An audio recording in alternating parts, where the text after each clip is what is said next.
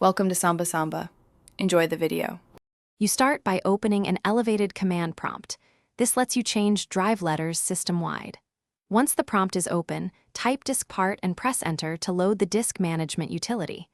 Make sure to list volumes immediately, type list volume, to identify the target by letter, size, or label.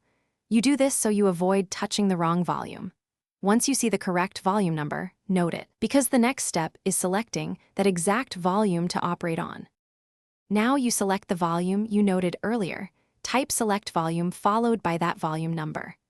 This locks your operations to only that volume.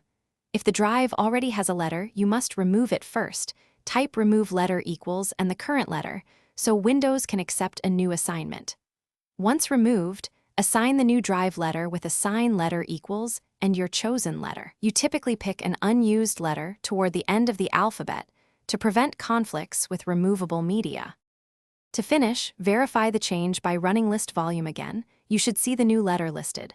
Once confirmed, type exit to leave disk part and exit again to close command prompt. If Windows rejects the change, common when a volume is in use or mounted, make sure no files or apps are using it, then try taking it offline and online in disk part or unmount it from disk management.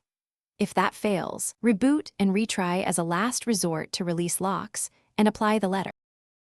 Thanks for watching. Consider subscribing if we helped you.